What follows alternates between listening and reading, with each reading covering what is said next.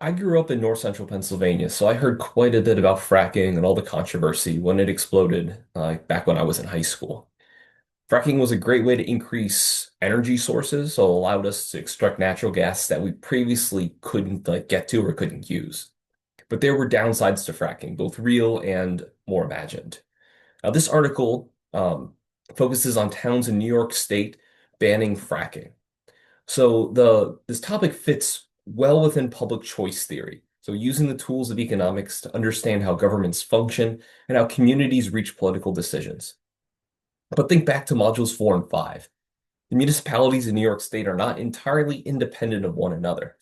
So if we want to empirically explore what characteristics or what interest groups influence the adoptions of a law, we need to account for these similarities across space. This paper is a perfect example of that. And when I was first doing research in this area and learning about this area, this was one of the papers that I leaned on to really get a good kind of understanding of the basics. Now, political scientists have a whole line of research devoted to policy diffusion. So basically how policy reforms spread between different jurisdictions. It could be at the federal level, look at different countries. It could be at the state level, or it could be at like the county or local municipality level. Now, these reforms or new laws can spread through learning from success or failure of other jurisdictions. It could be the imitation of model jurisdiction, normally states or countries.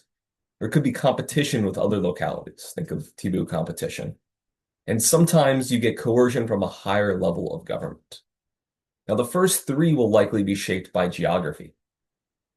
Now, in this article, they mentioned some of the past literature on public choice theory and the policy adoption and policy diffusion, those that shape their research.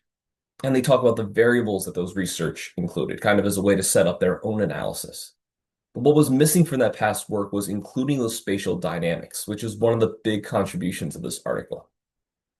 So their empirical methodology here is a little bit different because the outcome is whether or not a municipality has passed a fracking ban.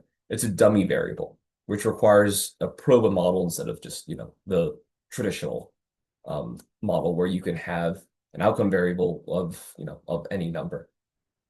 So we didn't cover this in module 5 because it's most useful, like the proba models, the binary outcome is more useful in this research area than one of the topics that you'll likely be doing. This isn't the main use of spatial econometric techniques, but it is a really good application of it. And it has some of the basic ideas of the spatial models that we did cover. Only difference really being is that the outcome variable is a dummy variable.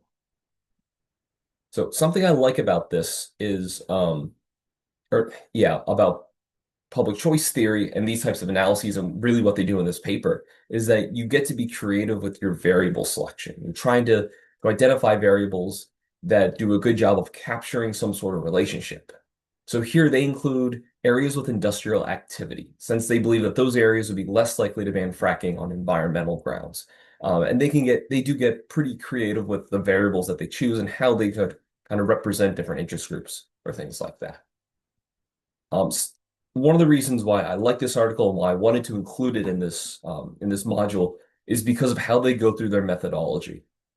Because they're adding spatial analysis to an area that previously didn't really incorporate it, they had to explain why spatial econometrics is necessary and how it works in kind of an intuitive way because the audience isn't really familiar with it. That takes skill and kind of a deep understanding of the topics, but it can be really useful for us to learn some. So, like you are now, like I did, it can be a great way to learn it by seeing how they apply it and how they go about precisely explaining why spatial modeling is important. Something else they do is they interpret direct and indirect effects intuitively. Um, they do so to make it interesting and digestible to non-spatial economists. And that helps increase its reach. So it's not just like they're sending it to a spatial journal and saying, oh, look at this thing that we did. They're putting it in a journal that people that are interested in public choice would be reading. So to convince them of the spatial stuff and explain the outcome of the models very intuitively, more than you would do if you sent it to like a spatial journal that typically use that. I'll briefly touch on the second article here. You don't have to read this, but I included because I think it's another good example, the democratic domino theory. So U.S. foreign policy and many other nations' foreign policy has been shaped by domino theory for a long time. And the way they use it here is that it's like a metaphor for spatial autocorrelation in policy adoption. Articles by Pete Leeson, who was at WVU before he went back to George Mason, and Andrew Dean, who was at WVU at the time. Pete Leeson does a lot of interesting work on unusual topics, and he's really good at applying the tools of economics to some very different questions. He's done stuff like medieval witch trials, gypsy law, trial by ordeals, like a lot of stuff that economists don't normally talk about. But what they did here is use standard spatial modeling work. And like the previous article, I think they do a really good job of motivating the spatial angle of why they incorporated it and explaining the results really well. And something that Leeson does really well is use his background or literature review sections early on in the article to set up his empirical analysis or his theoretical model, depending on what type of paper he's doing. It's very efficient. So you don't have to read this one, and you don't have to do, a deep dive into it if you do read it, but it is very well done and worth your time.